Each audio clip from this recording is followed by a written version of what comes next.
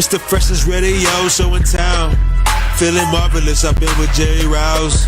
It's the freshest radio show in town. Feeling marvelous, I've been with Jerry Rouse. WCPT. WCPT. This the coldest boys show. You were getting the hour from 6 p.m. to 7. Chillin' with Lauren Cox and the man Marvelous. Shout out to Mr. Rouse and the Italian style. You what sports is the only politic. WCPT. WCPT. It's the freshest radio show in town. Feeling marvelous, I've been with Jerry Rouse. It's the freshest radio show in town. Feeling marvelous, I've been with Jerry Rouse.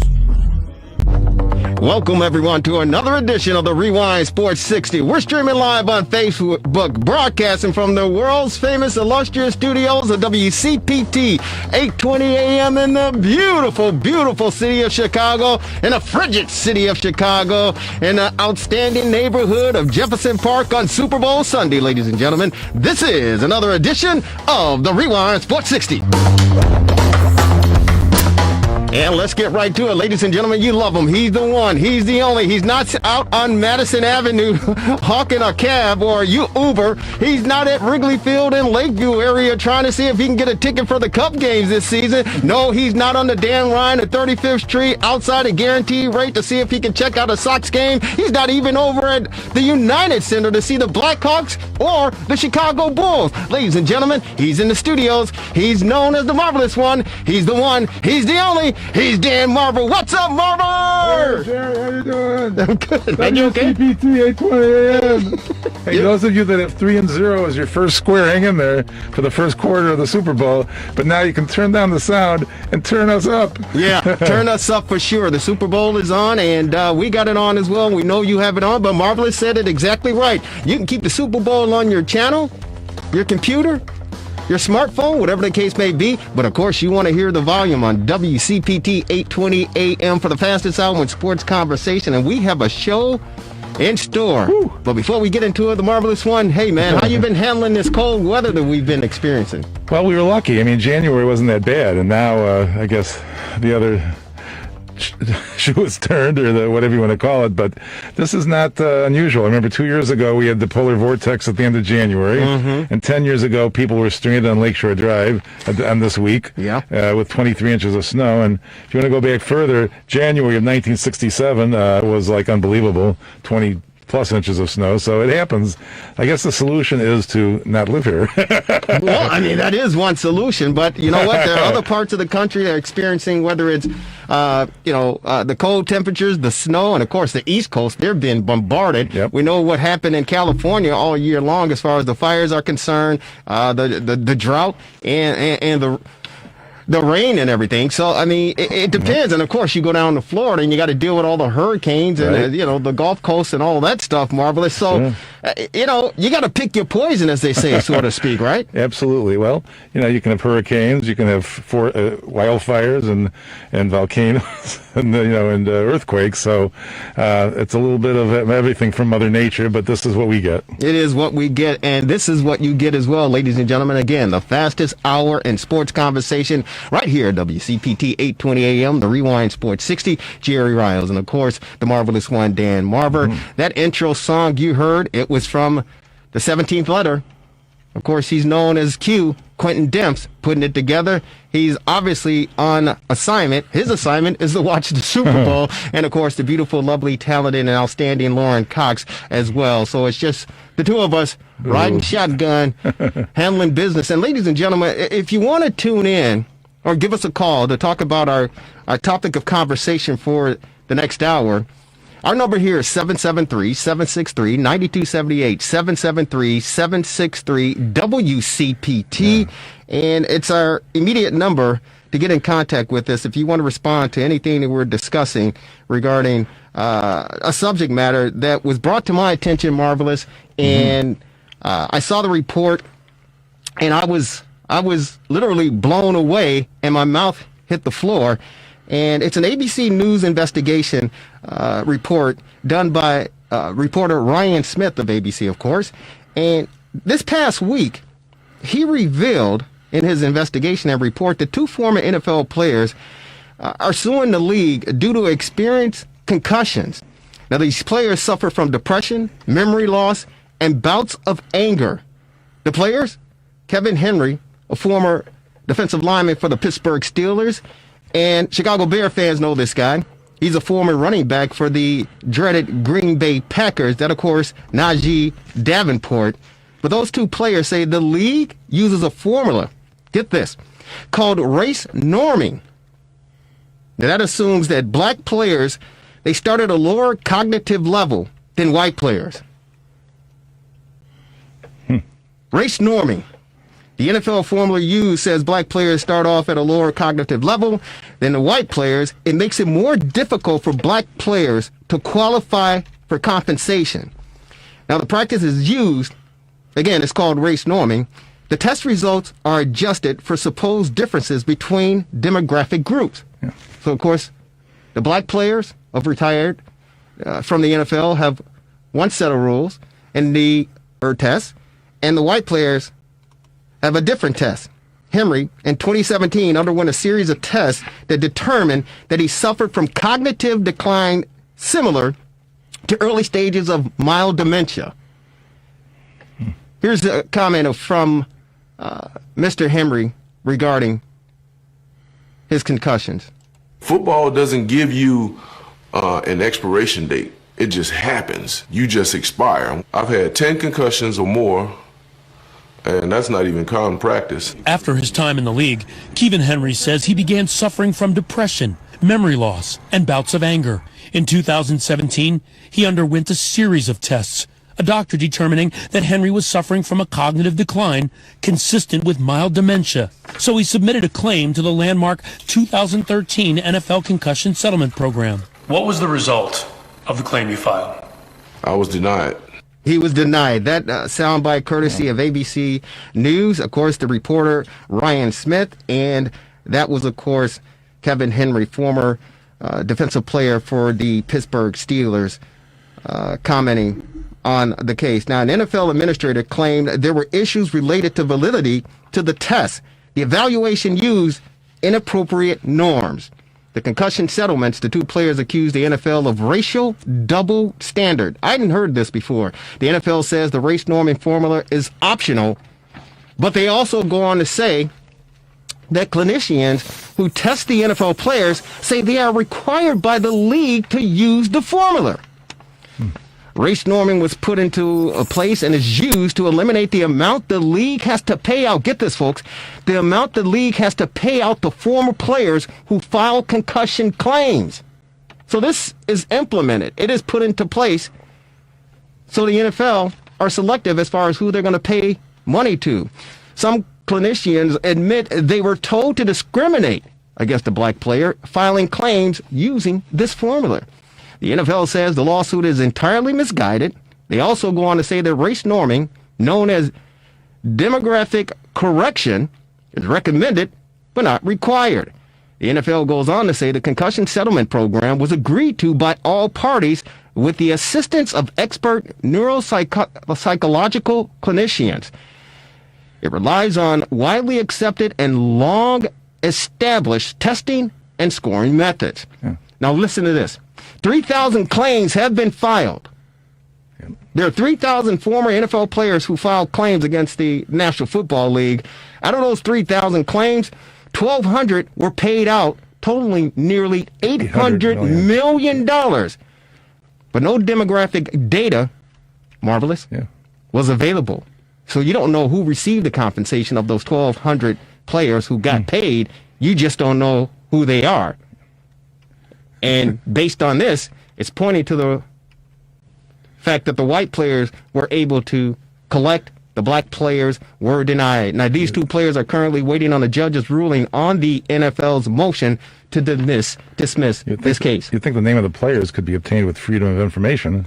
You know, it's not like a secret document. Well, that's the point, though, Marvelous. This is an exclusive, independent investigation by ABC News and Ryan Smith. So he brought it out this past week. I believe the report came out on Thursday. So it's definitely going to gather legs and wings and take off. And you can believe there are going to be other players that get wind of this, and they're going to be filing lawsuits collectively against the NFL regarding this matter, because it's, first of all, it's surprising to me that this sort of thing is put into place, race norming. It's unbelievable to me. Well, even Congress might get involved. Senator Ron Wyden of Oregon is apparently, he's saying that if ABC is reporting as true, the NFL has apparently pressured doctors to disqualify black former NFL players from benefits they earned, Wyden told ABC News. Shortchanging former players based on their race is both racist and rank hypocrisy.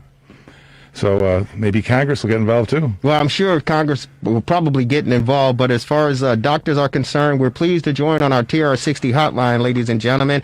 He's a neuropsychological psychologist, and he is Dr. Charles Gooden, PhD. He's a professor at NSU's College of Psychology. His research interests include the neuropsychology and head injury, stroke and multiple sclerosis, neuropsychological and personality assessment, rehabilitation and community reintegration following brain injury, neuropsychology in childhood and in school settings, learning disabilities, hyperactivity, and general assessment. Dr. Charles Gooden, he was named the COP Professor of the Year. He's on our TR60 hotline. Doctor, welcome to the Rewind Sports 60 on this Super Bowl Sunday. How are you? I'm fine. How are you? Doing very well, and we're trying to keep as warm as we possibly can. The temperature outside here in the beautiful city of Chicago right now is hovering around 5 degrees above zero, with the wind chill somewhere between 15 and 20 miles below. So it's frigid here. It's cold, but we're hanging in there, Doctor. Yeah, well, we had the problem of dropping into the 50s recently. So please. We know what it feels like.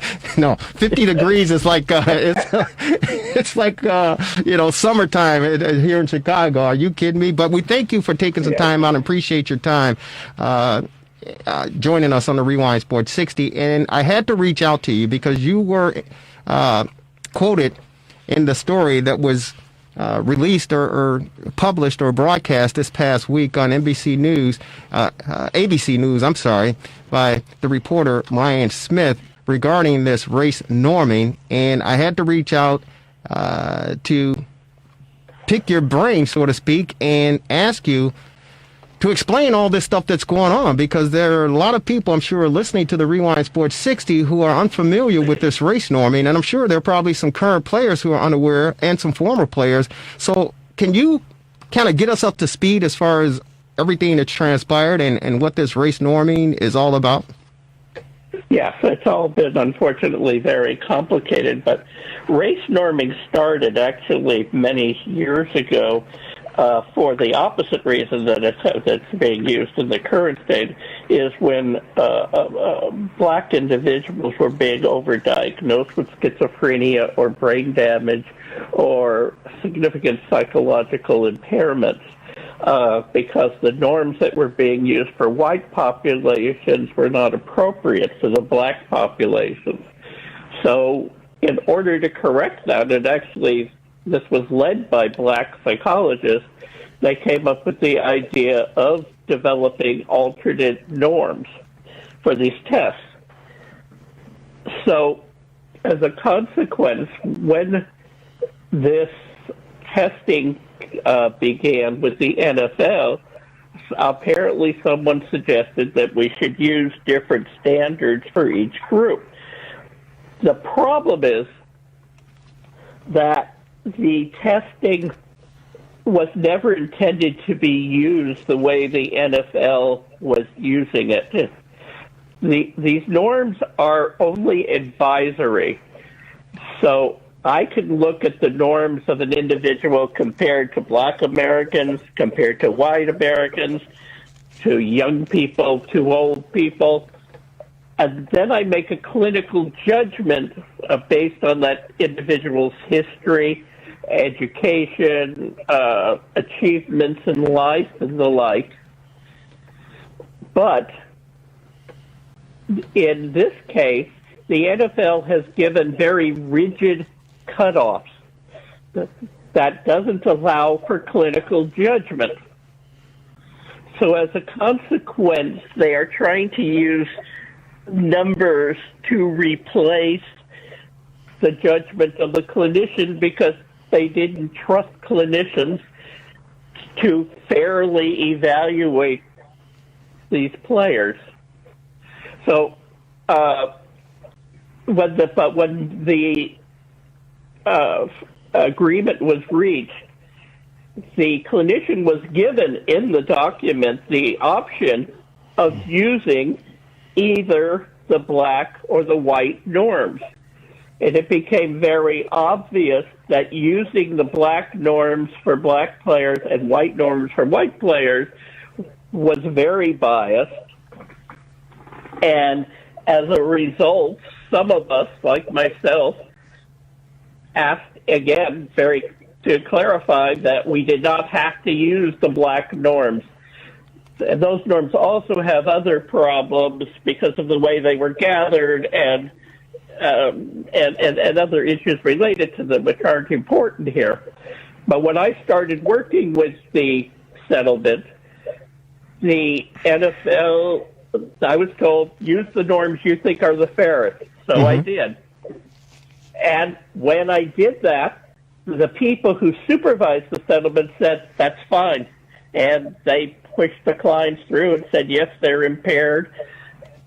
But when the NFL got to review it, their lawyers got to review it, they challenged cases where you use the general norms for everybody, but where the black norms would have made the person not qualify.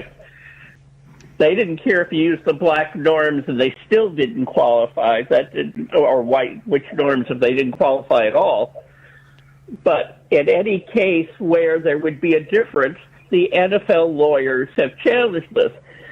So when the NFL says you're allowed to use anything you want, they're not actually telling the truth. That it is possible that's the intention of the NFL itself, but it's certainly not the intention of their attorneys.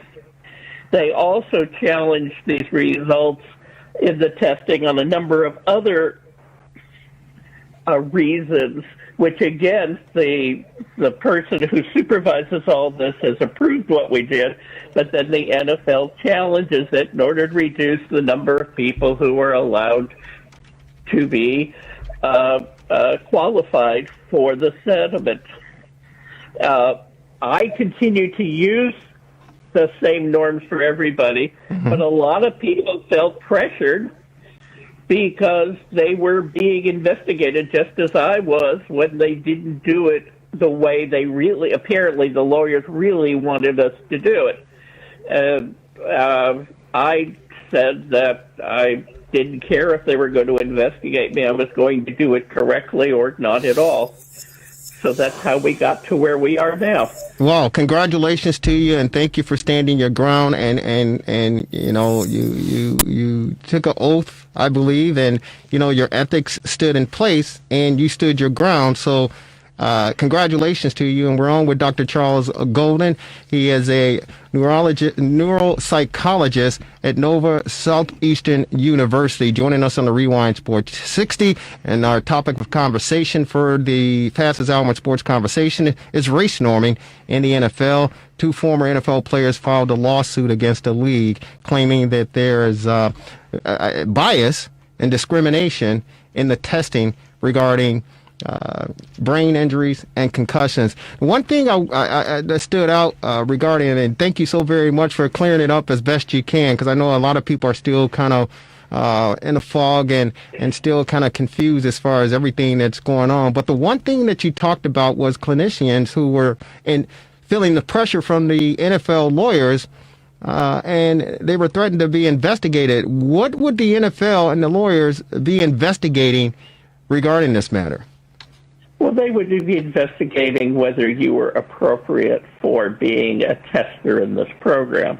And for some people, the program has ended up paying a great deal of their income, as well as they could challenge your reputation, which that that you're not doing the testing correctly. There's something wrong with your approach to testing, and both economic and reputation are issues that affect a lot of people. So you're actually saying that the National Football League and their lawyers said that you abide by, the option or the recommendation regarding race norming and using the individual testing for the African American former NFL players compared to the white NFL players, that you as a professional in your field could face some pressure and face some character assassination along with the monetary issues as well if you didn't follow protocol regarding the National Football League. Is that what you're saying? Those were the implications. No, but the people who actually supervised the settlement have always been very nice, and they bring back questions from the NFL lawyers. All of these questions have come through the NFL lawyers. In most cases, there are some others that come through another group, but the impression has been that, again, since I got involved in this controversy, I have not had any referrals, but that's become complicated because we also have COVID going on, so it's hard to make a reasonable statement, although I was told by one of the attorneys involved that my name is no longer on the list of people who were approved to do testing. I don't know if that's true or not, but that's what I was told. Dr. Golden, this is Dan in the studio. Let me circle back a bit. You evaluated Mr. Davenport in 2019, correct? But you evaluated other players too. Is that not correct? Yes, we've been evaluating paper. We have been doing it for about 3 years.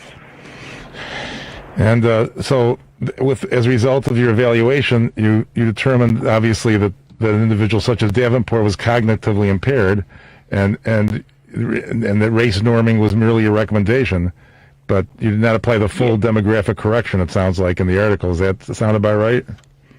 That's right. I treated everybody as if they were the same race. Gotcha. Okay. Hey, doctor, were you surprised to see this race norming when you were asked to do the testing, and that there were two different tests, one for African American former athletes and one for the Caucasian white athletes? Were you surprised when you saw this? Because me as a lay person, a media person, and someone following sports, I was surprised, to be honest with you. We're talking about 2021, and this sort of testing is implemented and put in place, and if you don't abide by it, you could suffer repercussions. Were you surprised when you saw this? Well, recognize that the same tests are used for everybody. It's just how they, for example, in the white population, a score of 10, to simplify this, might be seen as impaired. Whereas if you're black, you have to get a score of 7 or 8. You got to get a lower score before you're seen as impaired. The exact same test. It's just different thresholds that you have to meet in order to qualify as being impaired. So, yes, I was surprised at that, which is why I'd asked them the question of whether we had to use these norms, because I had questions about them. And again, I was told no. And as I said, the settlement people, both in Mr. Davenport's case, approved what I wrote and sent him through to be compensated. And the NFL is allowed one last time to object, and that's when their lawyers made that objection. Wow. So what's the next step? And it's interesting because, the former Pittsburgh Steeler defensive player, Kevin Henry said, hey, you know what? Listen, we're out there playing football just like the white guys. We get hit. They're not hitting us lesser because we're black or more because we're black. It's a car crash, every play. He said, we're getting hit hard. We're getting tackled the whole 9 yards, comparable and equal to our colleagues, our white, teammates and the opposition, yet they're tested differently. And I mean, that's a valid point because listen, concussions, they don't, it's like this virus, it doesn't select, hey, you know what, I'm going to take care of you because you're black. I'm going to make it more extensive because you're black. No. When you get hit upside the head playing, in my opinion, the greatest sport in the world, but the most violent and dangerous sport in the world, we've seen a lot of players who have suffered a lot in their daily life after leaving the game. And it's just surprising and appalling that the National Football League would put something in place like this and not just judge everyone equally and fairly. And it's very disappointing, to be honest with you. Any comments regarding your thoughts on the division as far as, concussions are concerned? Did we lose him? Oh, we must have lost him. Hey, Devin, if you can call him back, tell him I don't know what happened. We apologize to any of you out there listening. We were on with Dr. Charles Golden, Nova Southeastern University neuropsychologist, joining us on the Rewind Sports 60 to discuss former NFL players' race norming lawsuit that was just unveiled or just came publicly. ABC News, right, with a report this past week. The poor Brian guy, Smith. poor guys in Fort Lauderdale. He said it was 50 degrees there. Yeah, well, I wish it was 50 degrees there. We're going to go commercial free, ladies and gentlemen. We want you to be a part of it. If you have any questions for yours truly, Jerry Riles, of course, the marvelous one, Dan Marver, please feel free to give us a call. Hey, Dr. Goldman, I was asking you, I said it was appalling and disappointing, because Kevin Henry said, hey, listen, you know what? Concussions, it's not selective. You get hit upside the head, and he said multiple times, 10, 12 times, he said not even including practice, and, life after football has been basically hell for him. There's no difference between being a black former professional football player and a white professional football player because you both suffer the same sort of injury. I just wanted to get your comments on what Mr. Henry had to say regarding that. I agree with Mr. Henry. I was very surprised that the NFL contested these cases. And I'm even more surprised after they made their statements publicly that you could use either set of norms and it didn't matter. And yet, that's exactly what we're arguing about here, is which set of norms we use. Where do you see this thing going from here moving forward? Well, of course, it's in court. It's going to be up to the judge. The law attorneys seem to think they have a strong case, but I'm not a lawyer, so I can't really comment on that. Sure. But I hope that it will go through the courts and that they will enforce the rules that say that it's up to the clinician to make the choice as to what the appropriate norms are. Yeah, we're going to have an attorney join us in a few minutes who are representing, actually, Mr. Henry and Najee Davenport. He'll be joining us momentarily to give us the update as far as the legalities are concerned. But, Doctor, we want to definitely thank you for taking some time out on the Super Bowl Sunday again for kind of explaining everything to our listening audience and explaining it to us. Any final questions before we let you go and watch the game? No. Thank you. Feel free to call anytime if you want to talk about this further. You got that right. It seems like we're going to be talking about this a lot more moving forward because I'm sure there are going to be a lot more athletes who are made aware of this and who will be jumping on the bandwagon, so to speak, because it's just, again, it's an unfortunate situation. It's appalling and it's disgraceful. We're talking 2021 and you got the NFL lawyers stepping in and say, hey, you know what? You have to use these tests because at the end of the day, it's all about money. And out of the 3,000 cases that were filed, 1,200 of them were paid out somewhere $800 million. Yet we don't know who those 1,200 players are. So you can believe I'm sure a lot more players are going to get wind of this and they're going to want to be a part of it. So, Doctor, thank you so very much. Enjoy the 50-degree temperatures down here in Florida and send some our way if you can, because we got the next 7 to 10 days. It's going to be below zero for the most part. But God bless you. Hang in there. Stay safe and sound. We'll talk to you down the road. You too. Thank you. Bye-bye. There you go. That was Dr. Charles Golden of Nova Southeastern University, a neuropsychologist, talking about race norming, the lawsuit. Unbelievable, Marvelous. Yeah, I mean, it sounds like there's a solid case there, but maybe the attorney can shed some light on that. Yeah, well, we do have the attorney who is actually representing a few of these players, or the two players that filed the lawsuit in this matter. And, of course, he's on our TRS60 hotline. He's with Zuckerman and Spader.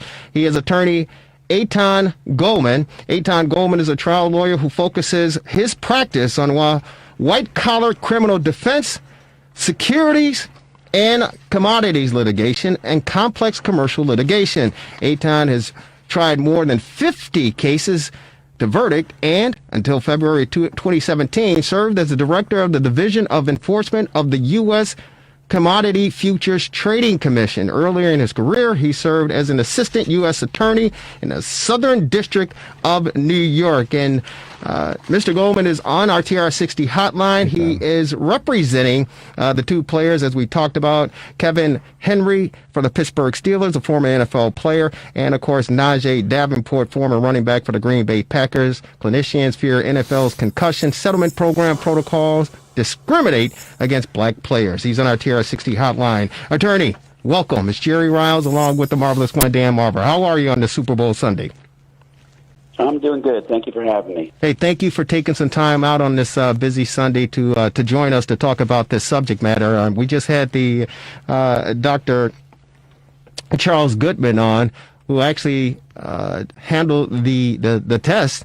And the NFL said, you all know, I mean, that the NFL told them to stick with these race norming tests, the one for black individuals and the one for white individuals. And he asked, do I have to stick with it? And they told him no, but, so he didn't stick with it. But then once it got to the NFL, the lawyer stepped in and said, hey, you didn't follow, our advice as far as this race norming is concerned. You are representing these two athletes. Can you enlighten us as far as where we stand and the thoughts about this race norming, which is really surprising and alarming to a lot of folks because they simply didn't know about it? Yeah, and that's one of the really awful things about this is, the NFL says, well, everybody had a chance to opt out, and these players, agreed to this, and it was in the settlement, and the court approved it, and the Third Circuit approved it, and there were 80 written objections, and nobody objected to the race norming. And the reason for that is that nobody knew about the race norming. It wasn't in the settlement. There's a line in, small print in Exhibit 2 to the settlement that talked about the availability of demographic data. But then the NFL and class counsel did this guide, the BAP guide, in secret, which basically instructed doctors to use the full demographic norms, which means discriminating based on race, which means race norming. And, Dr. Golden, like some other doctors, decided not to do it. While the NFL now is saying the doctors don't have to do it, they can use their own clinical discretion, that's just not true because the NFL appeals whenever the doctors don't use it and a black former player gets an award. So, they're on the one hand, they're saying, well, it's not us that's forcing them to, but they are challenging. I mean, they went and they appealed Naja's award and got it reversed by the special masters.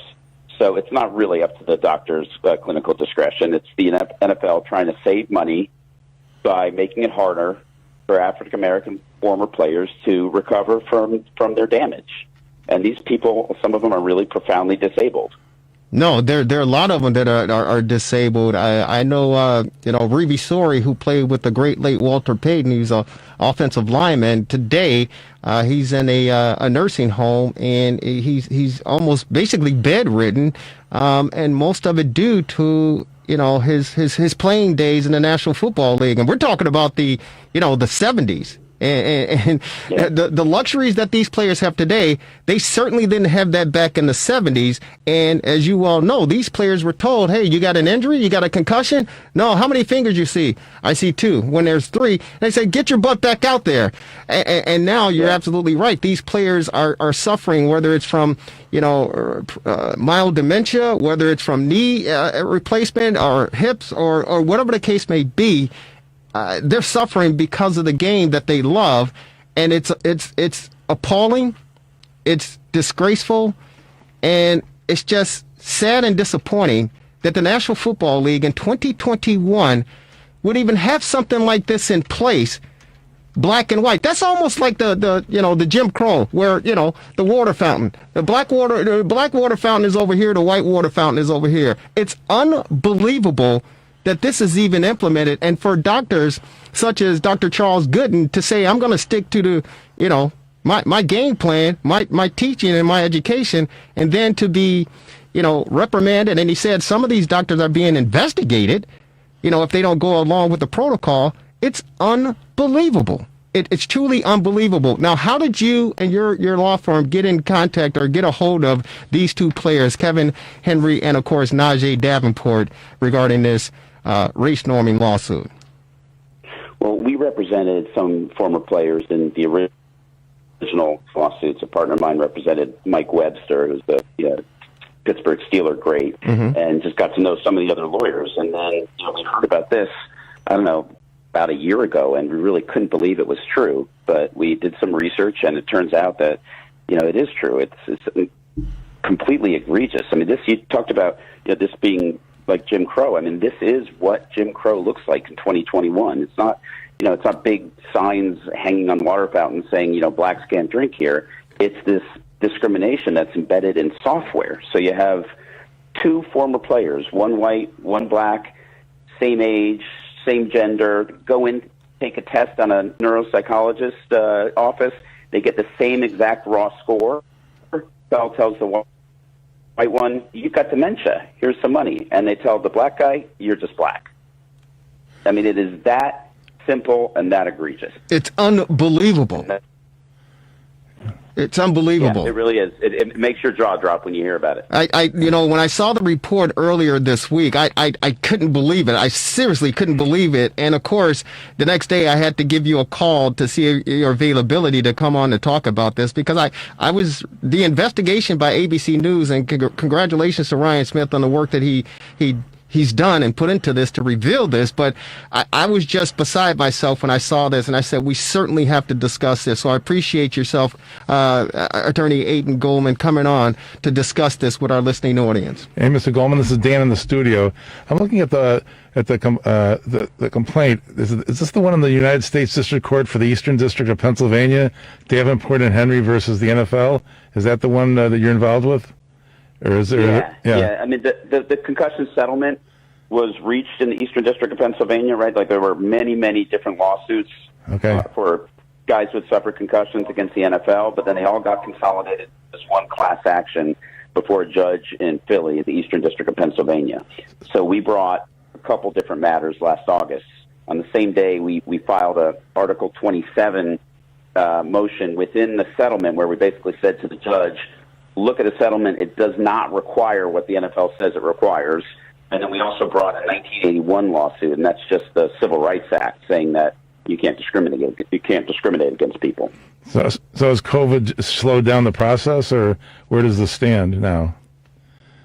Well, the judge actually dismissed without prejudice our Article 27 motion, which we've appealed to the Third Circuit, and we're waiting to hear about that. And then the 1981 lawsuit, we've got a hearing, I think, in March. So it has been slowed by COVID, but, the wheels of justice are continuing to grind, even if kind of slowly. Yeah. Do you see more players getting involved with this? Because, again, I'm sure there are a lot of them who are unaware, and we know some former players. We have one here, Quentin Demps, who's a part of our broadcast team. He's not here, of course, today, but he played in the league for 10 years, and I'm sure he's got some issues. I know some other former players who played on the '85 Bears team who, some are doing well, remarkably, but others are still, they're suffering. Jim McMahon, we know, won a suit regarding concussions from the league, and maybe he was one of the 1,200 people out of the 3,000 that got compensation for this. Do you know anything about that?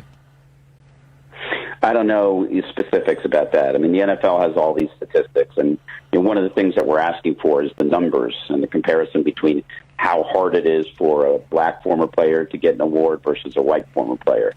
And I think you're right about former players. I don't think they had any idea that this is how the settlement was going to be interpreted by the NFL, because I've talked to a bunch of former players, and to a man, black or white, they say they never would have, voted for this. They never would have agreed to the settlement if they knew that it was going to be implemented in this discriminatory way. Well, that's part of the defense for the NFL. They're saying that all sides agreed to this.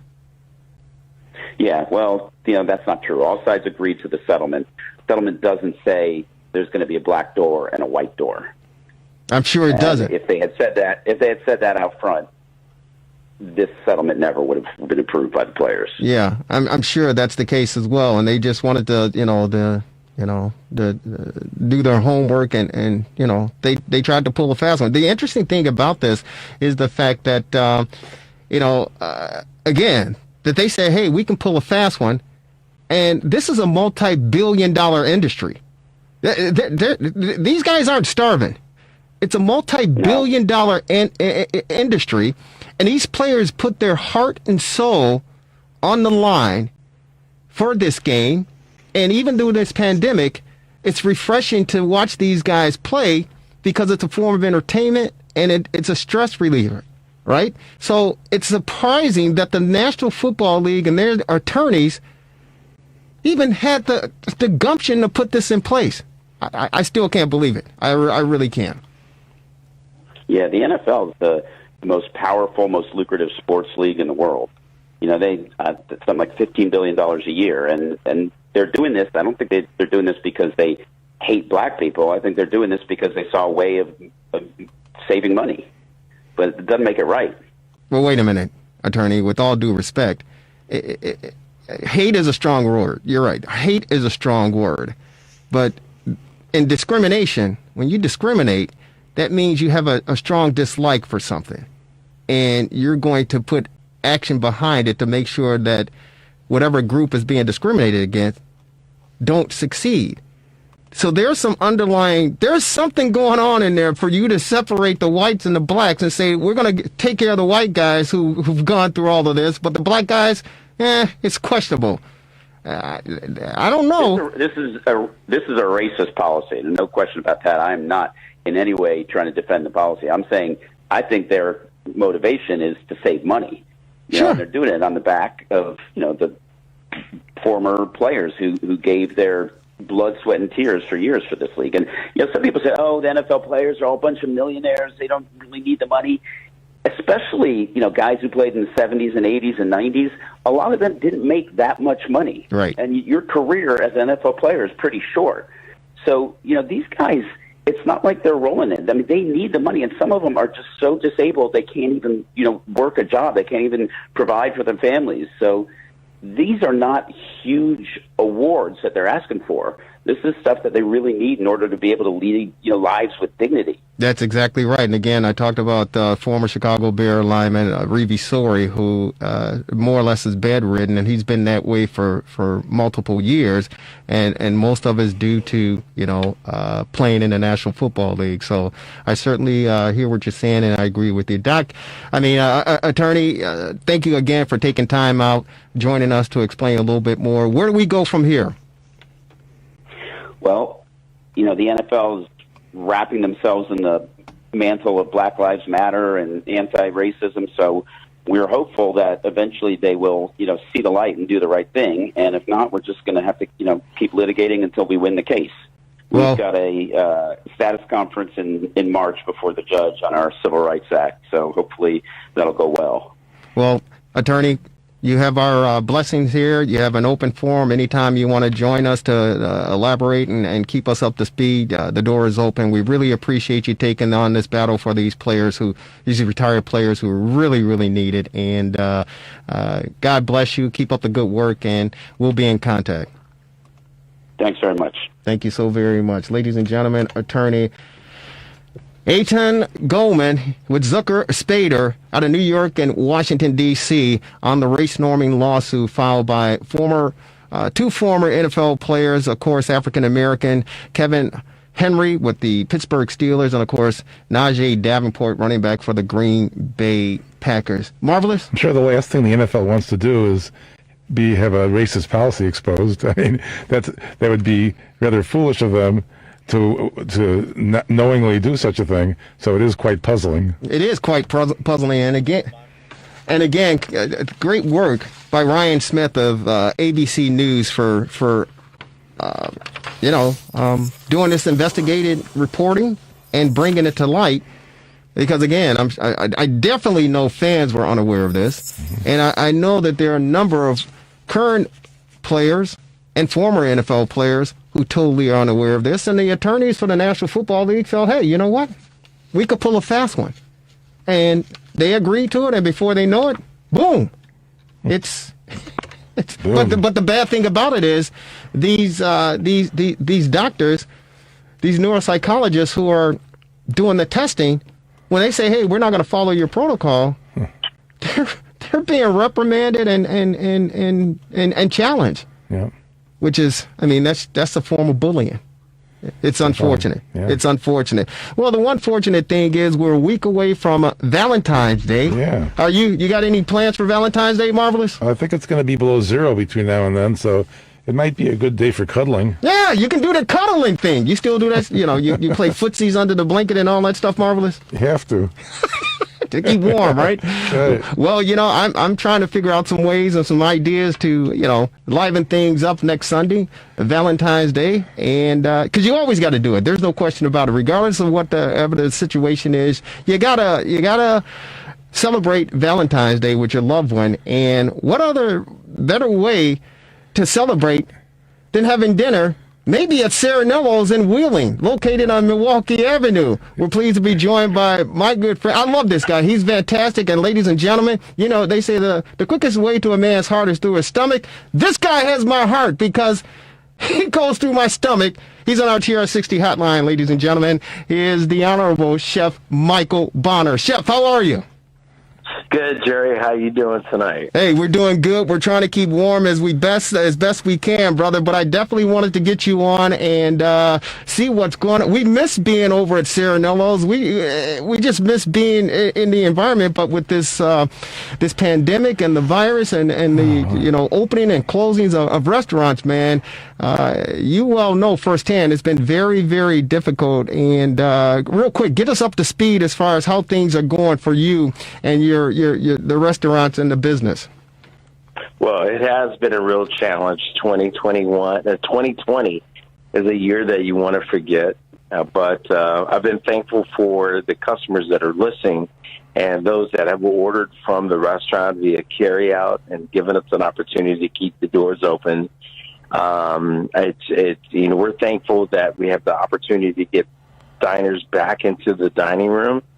And I just wanted to let you know that this weekend we're going to be doing brunch, Valentine's Day brunch, and we have wonderful menus put together that are for curbside Valentine's Day menu to go, as well as in-room dining. So it's been a real challenge, but we've been trying everything we can to stay relevant and keep people knowing that we're here and reaching out for support. Yeah, well, you know what? I know it's been hell. It's been hell. I know it, and my prayers and my money even has gone over to you to offer as much support as we possibly could because it's just been very, very challenging and very demanding. But the good thing about it is the fact that you keep rolling. This is what Chicago is all about. This is what, the Windy City and the neighboring towns are all about, Chef. You roll up your sleeves and, you put your hard hat on, you get your lunch pail, and you go to work. And you and your team have certainly done that. And, better days are on the horizon, and the light is at the end of the tunnel, I truly believe. But share with us a little bit more about the brunch and what people can expect, being a part of that. And, of course, the great Valentine's Day dinner next Sunday. Well, thank you for saying that. We are trying our best to stay relevant, and we're putting our head down every day to make it work. But specifically with the brunch, we're doing a Valentine's Day brunch with roses and an opportunity for everyone to get back into the relaxing mode and enjoying themselves in the restaurant, enjoying themselves for a Valentine's Day lazy Sunday.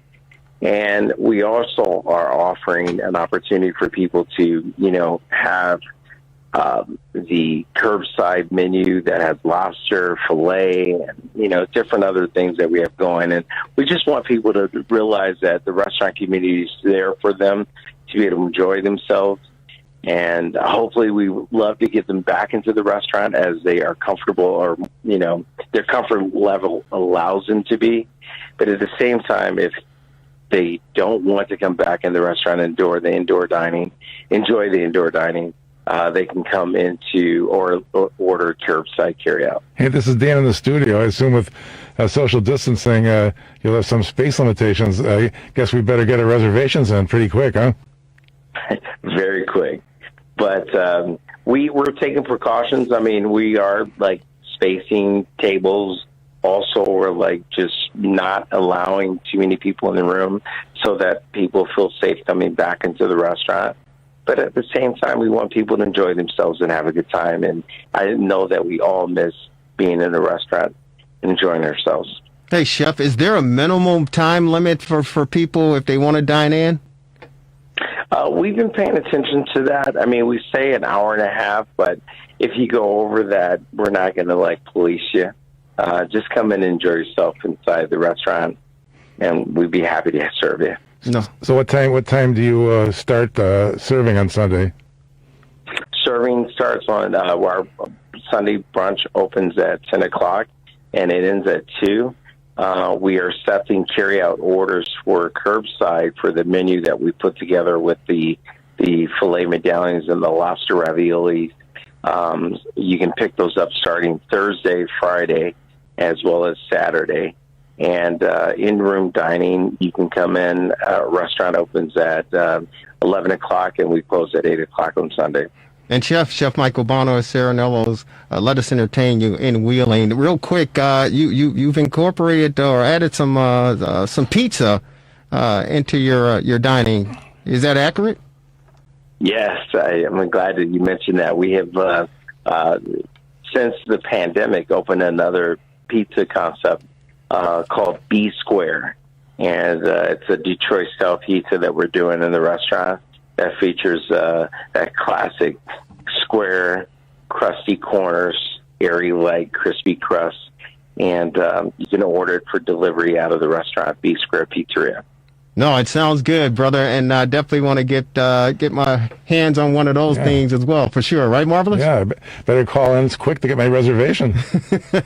So that's a great segue. If people want to make their reservations to dine in for Valentine's Day or any other day, Chef, what do they need to do? How do they find you? Well, two things. One, for B Square, just go online. We're available on Open Table as well as Talk. If you are interested in ordering or making a reservation for the restaurant, visit our website at serenellos.com or Open Table, or just call the restaurant directly, and we'd be happy to take or make your reservation there. And happy Valentine's Day. I'm looking forward to a great week. Even though it's cold, I heard the cuddle week with the temperatures out there. I'm in line with that, along with a piece of good crusty Italian bread and some red sauce Italian. Yeah, Marvelous is going to be cuddling up underneath the sheets with his beautiful wife, and he's going to be munching on some Detroit-style pizza. No, I'm going to Serenello's now. The heck with that. There you go. And what's that number again, Chef, for people to call in and make their reservations? Yeah, that's 678. I'm sorry. No, it's 847-773-3861. That's Serenello's Restaurant. Sounds good. And real quick, before we say goodbye, have you been able to bring most of your staff back? I know, it was been trying times and challenging for them as well. Have you been able to bring most of their folks back? We have. We are about 40% of our capacity right now. And we've got about 40% of our staff back on staff. And it's like putting the band back together again, and we're happy about that. So, yes. Well, we're moving in the right direction. Well, God bless you, brother, and keep it up and keep going. And if it was easy, as you all know, everybody would be doing it, man. But stay safe. We love you, love your team, and we love the food over there. And we certainly be in contact, Chef. All right, Jerry. Have a good night. You too. Take care. Stay safe, and get some pizzas out there, brother. All right, my man. Take care. That's Chef Michael Bono on our TR60 hotline. Serenello's. Yeah. That's the place to be, man. Go ahead, Marvelous, jump in. I forgot to Don't ask. be afraid. I forgot to ask the price. Well, if you go, you go online, you can certainly find the price. There's certainly find the price. Hey, it's the fastest hour in sports conversation, ladies and gentlemen. If you miss any portion of this broadcast, you can check us out on Facebook. You can check us out on the rewindsports60.com. And, of course, on Wednesdays in the northern suburbs on Comcast Access, Channel 17, Channel 19, Channel 35 at 7 p.m. sharp. Any closing thoughts, Marvelous? No, you can turn the volume back up. The GOAT is performing his magic again today with 2 minutes to go in the half. Yeah, well, the Kansas City Chiefs get the ball in the second half, and you know what happened last year. That's right. Mahomes, talk about magic, man. He brought the magic out in the second half, and, of course, wins the Super Bowl as well as the MVP title. Ladies and gentlemen, enjoy the Super Bowl. Enjoy your rest of your evening. Enjoy the week. Stay warm. We love you. Hang in there. Thanks to our esteemed executive producer. He gets an E. Executive producer, Devin Tingle. Ladies and gentlemen, it's another edition of the Rewind Sports 60. Take care. Have a good one. We'll talk to you next week. Goodbye, everybody.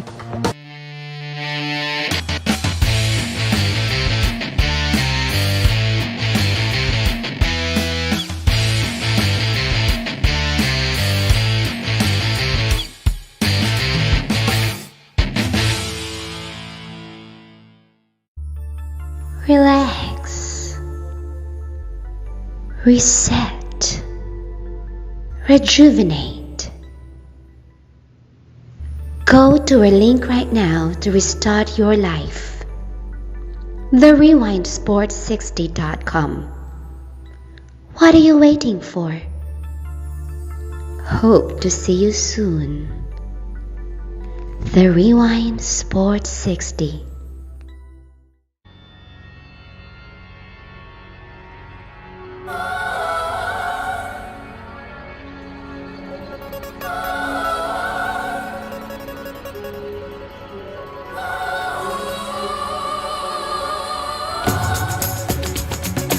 Welcome, everyone, to another edition of the Sports Medicine Update, a weekly podcast with yours truly, Jerry Riles, and the Honorable Dr. Chad Padromas. Dr. Chad Padromas is the orthopedic surgeon at Illinois Sports Medicine and Orthopedic Centers here in Chicago, in Glenview, and in Naples. And he's the orthopedic surgeon at Padromas Stem Cell Institute. He's also the editor-in-chief of the Anterior Cruciate Ligament Reconstruction and Basic Science. Doctor, how are you? I'm doing great, Jerry. How you doing? I'm doing fantastic, and trying to get through this snow and cold that we've been experiencing over the past week or so. And they're saying this upcoming week we're going to be in the teens and single digits as far as the cold temperatures are concerned. So just hanging in there. And it's Chicago weather. We're used to it. We just have to get through it. Other than that, everything's fine, Doc. Super. Sounds good. Hey, there's a lot going on regarding the vaccine. Of course, the new administration is trying to haul out as many doses as they possibly can to get it to the patients and people in need.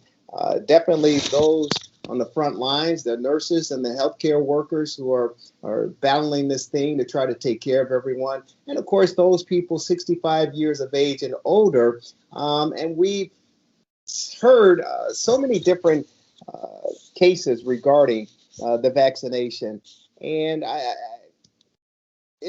obviously the benefits are to protect one and to protect your loved ones, but there have been some folks who have said they've experienced some side effects, and we've talked about it off the air for sure. May he rest in peace, and condolences go out to his family and his loved ones and the Atlanta Braves and Milwaukee organization as far as baseball is concerned. But Hank Aaron, after he got the vaccination, days later, 2 weeks or so, he's no longer with us. Cause of death was, natural causes. But some people believe that the vaccination has some downside to it. And I know that there have been people who said they've experienced some arm pain, some headaches, some extreme cases. It could be, fatal But for the most part, there are a lot of people who are praising the fact that they've gotten it, they feel better, and they're okay to move forward in your life. What's your experience as far as people that you know who have gotten the vaccination? So I'm part of a thing called the C19 study group. Because I've published papers in this space, I was honored to be invited to join this group. It's a couple hundred of the smartest people there are, virologists, epidemiologists, infectious disease doctors, and others.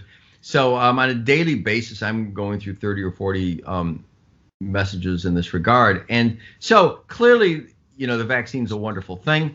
It's going to be the way out of the pandemic. And we need to get it rolled out as quickly as we can. But, as with all good things, it is not without its side effects, complications. And so, it's interesting, unfortunate. The basic thought is that the people who should get it are high-risk people who are at high risk of having problems, older people with comorbidities. Although overseas they found that people who were terminally ill, they had a significant number of deaths, so they recommended not giving it to them. So it can take a toll on people as well. But the other thing is that, the Pfizer vaccine was the first one out there, and people would get the first shot, be a little sore, no big deal. But the second shot is usually accompanied by far more severe side effects. Not to say you shouldn't do them, and in the vast majority of people, they pass. So by all means, do it. Although it's good for people to be prepared that they might be pretty miserable for, a day or two. But beyond that, there are some people that get more severe, more intense, and more long-lasting problems from the vaccine.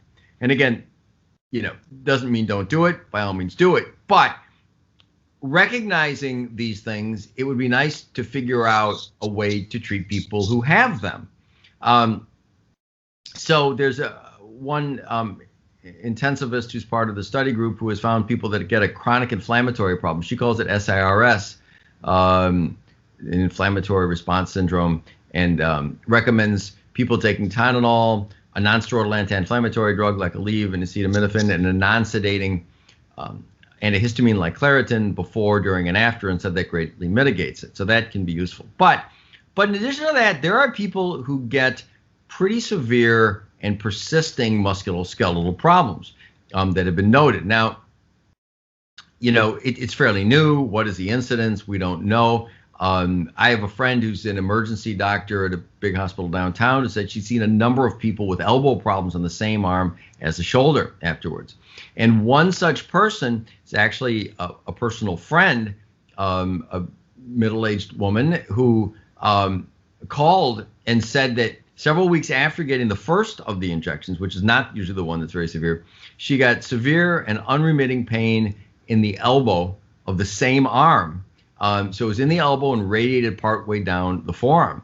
And I know her well. She's stoic. She's tough, not the kind of person to complain. And she said she was losing sleep and was at her wit's end, and it was driving her crazy. She'd taken medications, hadn't helped. So I've talked here and there on these podcasts before about what is often called low-level laser therapy, also called photobiomodulation, cold laser.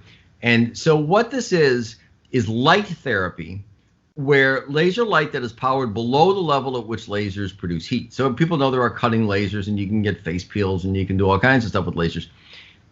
So if you power the lasers much lower, maybe 100 milliwatts as opposed to 3 or 4 or 5 watts, laser light is picked up by the mitochondria in your cells and by a molecule called cytochrome C oxidase. And it catalyzes that molecule. It's an enzyme. It produces more energy, increases blood flow. And there's a lot more that it does, and a lot of it that we're not even sure, we're still figuring out.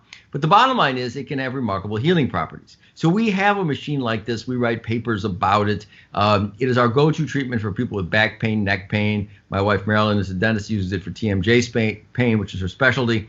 And it involves putting little pads on the skin, and there are laser diodes that attach to it. And you sit there for 20 minutes while the light bathes the area. There's no heat, no pain, no side effects. You can't feel it. It isn't covered by insurance, but it's pretty cheap, $50-$60 a treatment. And it works immediately, so you can tell right away. So we use it on people with back pain, neck pain. I have an NFL player who came to me He actually came to me for PRP for his Achilles tendon, which I did. But prior to doing that, we did the laser treatment, which helped him a lot. And you did it before and you did it afterwards. So it's a real thing. So when she came to me and said she had that, I said, I don't know if the laser would be helpful for that, but it immediately popped to mind because, this isn't the kind of thing I do PRP for or really had anything to offer. So I said, why don't we try? Nothing to lose, really. So we did a treatment. Our physical therapist does it in our office. I did it at no charge because I really didn't know if it was going to be helpful. And she, after the one treatment, which was half hour, immediately afterwards, she was about 20% better. By the next day, she was 40, 50% better. This was on a Friday. This was last week. So she had one on Friday and Saturday and Monday and Tuesday. And she got a little better each time. After the Tuesday one, she said she was 90% better. She was ecstatic because she had been suffering so much, and her suffering was so greatly alleviated. She left out of town Tuesday. Actually, I just talked to her. So this is 3 days later. And she said she's still the same. She's still, a little twinge, but not even close to what it was before. She's very happy. Now, the question is, I don't think it's a placebo effect because, she had this for 3 weeks nonstop, and immediately upon doing the treatment, she got better. So I'm sure it's a real effect. The question is, how many people could it help? So what I'm intending to do is recruit people for a study.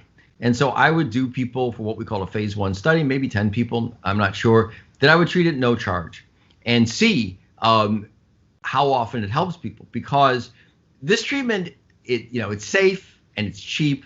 It's not as available as I'd like because there aren't many people that have that many of these machines, but they're out there, and we've got a very high quality one from Germany. There are other ones that are less powerful that might do the same thing that could be tried.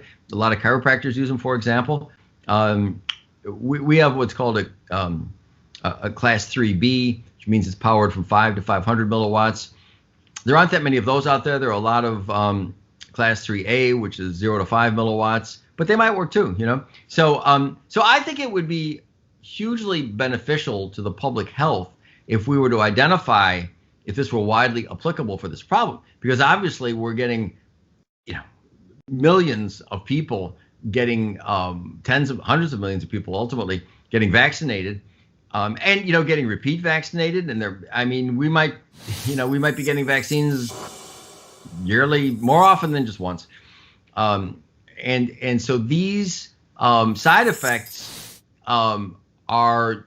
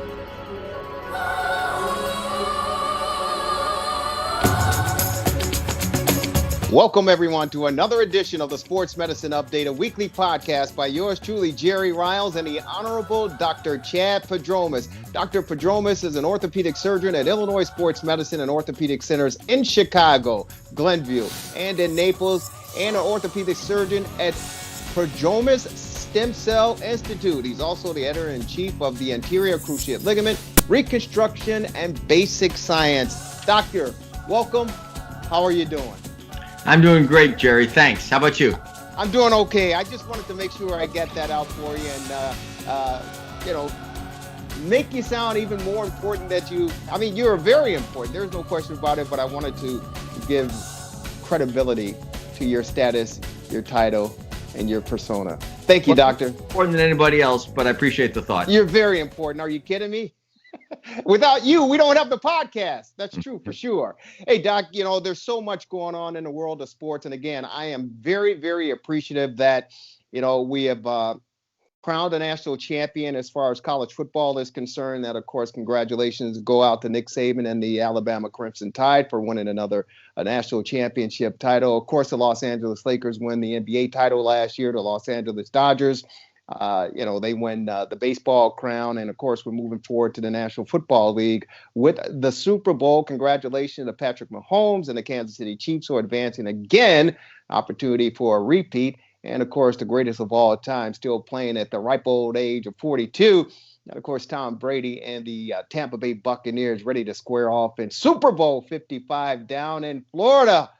You love Florida, that's for sure. But they're expecting a crowd of 22,000 fans to be on hand to witness this extravaganza. Your thoughts on the Super Bowl matchups and, of course, COVID-19 and the precautions that need to be taken to get this thing kicked off? My thoughts are that it's a great idea. My thoughts are with the fans, what took them so long. We all want to be safe, but you've got an outdoor stadium where you require masks, you can have social distancing, and so risk should be pretty minimal. Florida has been arguably the best run state in the country on a number of fronts. In terms of doing what's rational instead of politicians being overprotective for whatever reason. I think meaning well, but usually just being not as informed as they could be. So I think it's great. I think it's great. The Super Bowl, I think it's a great example of normalcy because, as I say, there's abnormalcy imposed, I think, beyond what it needs to be, and having this out there where things are closer to normal, still with precautions, is a great example for the rest of the country. No, I think it's great as well. But again, when you talk about the great United States and the independent states as far as how they tackle handling COVID-19 and the virus, here in Illinois, we know that the numbers are continuously going down, and the vaccines are available, although it sounds as if they're running short. But as you talked about, the state of Florida just continued to move forward and plow through this. And of course, they're going to be hosting the Super Bowl down there. 22,000 fans. I mean, do you trust people to be responsible? I know we've seen fans in the stands at some of the collegiate games around the country and, some professional games, but 22,000 fans enjoying the biggest game on the stage. Yeah, I do trust people, and I wish politicians trusted people more than they do. There are going to be a few people who aren't going to wear a mask, right? It happens. But, you look around and people, not only I think are most people responsible, I think most people have gotten so terrified by the media portrayal that I don't think it's a problem. As I said before, it's an open air stadium. You can socially distance. You wear masks. I think it's going to be fine. So here's the big question, Doctor, and it's again the media, the news media, which I'm a part of. I've seen it swayed in both directions on both sides. with this new variant that's hit the United States from the UK, now out of South Africa, saying it's more contagious, and the social distancing that we're practicing now, minimum 6 feet, that with this new variant, this new strand, that we may have to take more precaution, i.e. double masking. And it's already hit certain states, South Carolina, here in the state of Illinois, and other states around the country. Do you see that being somewhat of a problem by next week when we get to the Super Bowl, that it may have to have a little bit more focus and attention placed on it? So, Jerry, I don't. I could be wrong. And obviously, I hope it's not a big problem. But this is just one more in a continuous stream of items about new things that purport to say that things are going to be horrible. And so far, they've turned out not to be. You know, I gave the example before about the well-meaning doctor, I think at Penn State, who said that something like a third of the football players are going to have heart problems from this, and they don't. I think more contagious doesn't particularly matter. If it were more deadly, that might matter. But nobody said that. So I think it's just, I think it's a combination of a lot of unfortunate factors. I think bad news sells. It's like I'm kind of weird analogy, but I don't even listen to the weather in Chicago anymore, because, every year, 3 times a year, we're going to have a blizzard of the century, and it's going to be horrible. And it's, and I don't mean to minimize it. And there are people that get affected by it, but I don't know, it's Chicago, it snows and it gets cold. And so you just prepare, but bad news sells, right? So I think saying, wow, we've got a new variant, as a teaser for the evening news, it sells. So not necessarily blaming the media. The media's always been that way, so there's that. I think that I've said it before. I think that there are a lot of politicians who get carried away with their own authority. And so I think these provide excuses for them to do more than they should. And, you can go beyond that to various things that sound like conspiracy theories, and who knows, but, it's kind of a fact. The more negative things you put out there and the more you shut down society, the more small businesses go under. Now, that's everybody publicly agrees that's a bad thing, right? Mm-hmm. On the other hand, there are some corporations and some people that are doing very, very well from this, right? And so there are conspiracy theorists out there who kind of think that it's a semi-permanent situation to make us like China in Asia, where they wear masks forever, and that there's always a new variant, there's always a new this, there's always a new that. So the history of this thing has been so egregious and so horrific, as I mentioned last time, with overstating the death, starting with Neil Ferguson at Imperial College and his terrible track record on models, and then applying a bad model to this. So I haven't seen anything that leads me to think that things are going to be significantly worse as a result of this variant. I mean, and going back and not to be too long-winded here, but there are real consequences to alarmism. I brought up about poor Governor Cuomo of New York. I'm sure he's a nice man, and I'm sure he loves his constituents, but his action to force people out of hospitals into nursing homes, everybody agrees, I think, resulted in many, many unnecessary deaths. Now, I'm not saying I think his action did that. I don't necessarily blame him. I certainly don't blame his motives. But think about this. Why did he do that? He did that because people were estimating that the hospitals were going to be so overwhelmed, we'd have no respirators and no ICU beds, that you had to clear the hospitals in advance of it. Well, it turned out to be not even close to being true, right? They brought that Jacob Javits ship in and all this, and they had more than enough. President Trump, love him or hate him, made it a point to get enough ventilators, and nobody's been short of ventilators, So there are Democrats, Republicans working together. But my point is just this. You can just say, well, better to be overly cautious, but alarmism has definite consequences. So alarmism in that case, false alarmism, resulted clearly in thousands of deaths. Not questioning anybody's motives, but it did. So I'm just saying, lockdowns, extra precautions have real world negative consequences, which it's easier to ignore than it is the death count from COVID. So I'm just saying it's a bad thing, and people shouldn't adjust their behavior on alarmism without really good justification. No, and I certainly agree with that, Doc. I think it needs to be justified as far as why we as a society do what we do, to the defense of those. Because here's the real issue from my perspective. This is something almost paramount that we've never seen or experienced in our lifetime, and that includes our leaders. As high as the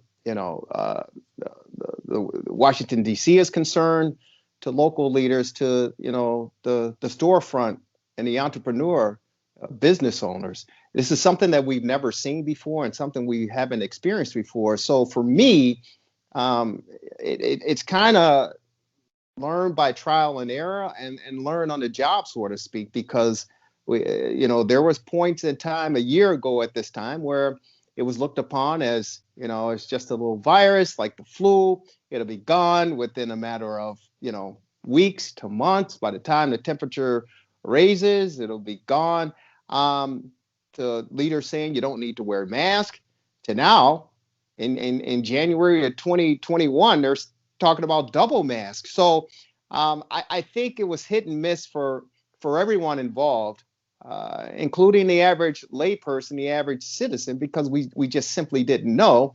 Some people overreacted to the information that was being presented. Others turned a deaf ear to it. So I think we're all in this together. And for me, the best case scenario is to maybe play it to the safe side, because we simply don't know. And I kind of compare it to the AIDS epidemic back in the late 80s and early 90s, when it first ran rampant in this country and around the world. We didn't know, and there were some false prejudgments and accusations and all sorts of things, conspiracy theories that evolved from that. But we learned over time to let science do its job and let the experts do their job. And we got a control and got hold of it, and it's under control, and we found a solution for it. So I kind of apply it to the same of what we're going through today. And I'd rather be safe than sorry, as they say. And you cannot question the more than 400,000 people. Boy, I guess you can, but the more than 400,000 people that have died from this virus. Whether you believe the number and the cause is another concern, but as of now, we're on a record of reaching 450,000 people to die from this. So for me, and again, I applaud those in the sports world that we were able to watch from collegiate sports to professional sports on weekends to take our minds off of this. But I would not want to be in the shoes of these experts and these scientists, because they truly, in my opinion, don't have the answer as well. And they're learning just like we are as we go. My prayers are in hope that we can get control of this thing and get back to some new normalcy. This question, you said be safe. Question for you. Do you think that people, when they lose their business, have adverse health outcomes? Do you think that there's depression and suicide and drug addiction and people failing to go in for health checks and living poorly and gaining weight? So do you think there's a consequence to excessive lockdowns? Yeah, of course there is a consequence. I got a good friend of mine.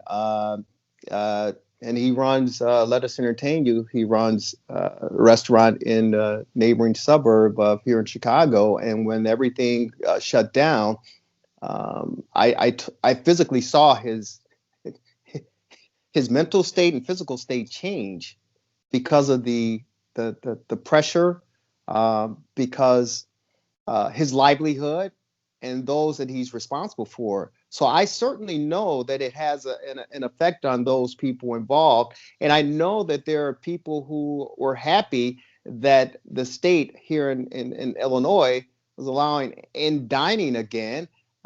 There were employees crying that they were able to get back to work. So I know the effects that it has, but I also know those individuals who won't be saying hello to family members or friends because they didn't listen to the warning signs, and that individual is no longer with us. There's a family down in Texas ignored the warning signs and everything of the virus, and 7 members, they had a party, and 7 of those family members succumbed to COVID-19 and the virus and are no longer here. So it's a double-edged sword, in my opinion, and it's almost a crapshoot or a roll of the dice.